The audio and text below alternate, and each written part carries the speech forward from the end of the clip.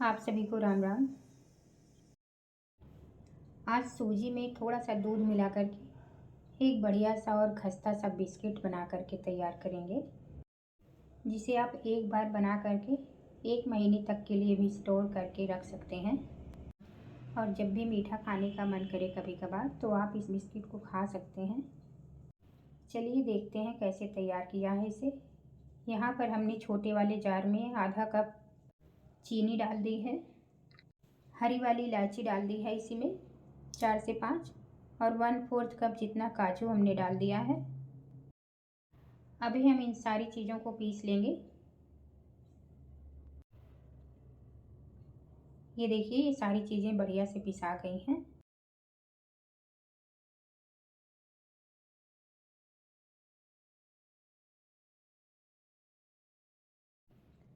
और अभी हमने ये 1 कप सूजी ले ली है। सूजी थोड़ा मोटी है, इसलिए हम इसे एक बार मिक्सी में डाल करके चला लेंगे, थोड़ा सा महीन कर लेंगे। यहाँ पर हमने आधा कप दूध लिया है। इसी दूध से हम सूजी को घोल लेंगे। ये जो दूध है इसे हम सूजी में अच्छी तरह से मिला देंगे और फिर इसे ढककर 7-8 मिनट के लिए छोड़ देंगे। इसके बाद इसमें ये आधा कप गेहूं का आटा डाला है हमने, 1/4 कप जितना मैदा, 1 टीस्पून बेकिंग पाउडर डाल देंगे,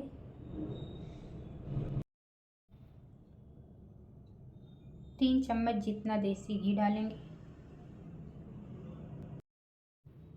और अभी हम ये पिसी हुई चीनी भी डाल देंगे इसमें। सारी चीज़ों को हाथ से अच्छे से मिक्स कर लेंगे आपस में। आटा और चीनी अच्छे से मिक्स हो जाए। डो तैयार करते समय अगर बहुत ज़्यादा सूखा लगे तो हमें ज़रा सा दूध और डाल लेना है इसमें। दूध थोड़ा थोड़ा ही करके डालेंगे, नहीं तो ये गीला हो जाएगा। इतने आटे को तैयार करने में 1/4 कप जितना दूध का इस्तेमाल हुआ था।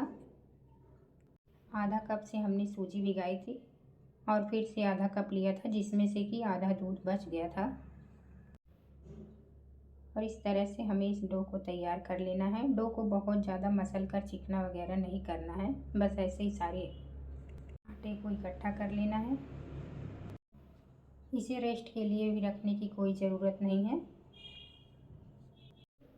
आटा तैयार होने के बाद आपको जिस साइज़ का बिस्किट रखना हो उसी साइज़ की लोई बना करके तैयार कर लेंगे और इनको अपना मनपसंद शेप देंगे।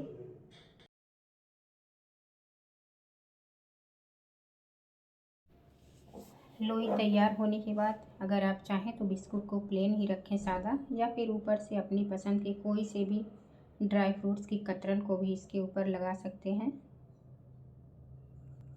ये देखिए इस तरह से, और फिर इसे थोड़ा सा चपटा कर देंगे।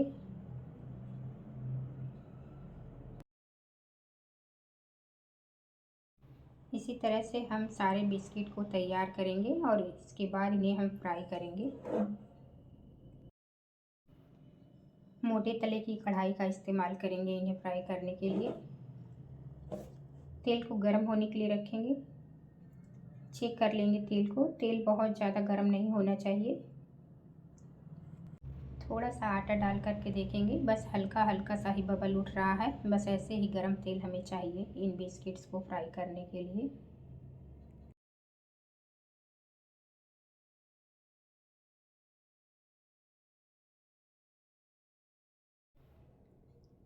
कढ़ाई में बिस्किट डालने के बाद इन्हें चम्मच से बिल्कुल नहीं छूना है, क्योंकि ये फ्राई करते समय और भी ज़्यादा सॉफ्ट हो जाते हैं।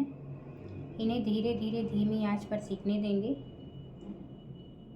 थोड़ी देर सीखने के बाद हम पैन या कढ़ाई को ही पकड़कर धीरे धीरे से हिला देंगे, ताकि इनके ऊपर तक तेल आ जाए। और ऐसे ही इन्हें धीमी धीमी आंच पर थोड़ी देर सीखने देंगे। इसके बाद इन्हें पलटेंगे एक एक बिस्किट को। इन सारे बिस्किट्स को हमें शुरू से लेकर आखिरी तक, जब तक कि ये सुनहरे ना हो जाएं, धीमी धीमी आंच पर ही फ्राई करना है। बिल्कुल भी जल्दबाजी ना करें कि तेज़ आंच पर इन्हें फ्राई कर लें, नहीं तो ये अंदर से कच्चे भी रहेंगे और खस्ता बन कर के तैयार नहीं होंगे। तो इनको फ्राई करते समय विशेष ध्यान देना है कि आंच को कम ही रखना है और कम आंच पर ही इनको दोनों साइड से अच्छे से सुनहरा करके फ्राई करना है। और निकालते समय भी इन्हें एक के ऊपर एक नहीं रखना है। जिस भी बर्तन में इन्हें रखेंगे थोड़ी थोड़ी सी दूरी पर रखेंगे इन बिस्किट्स को। और इसी तरीके से हमें सारे बिस्किट्स को बना करके तैयार करना है। ये देखिए कितने अच्छे लग रहे हैं और खस्ता भी हैं।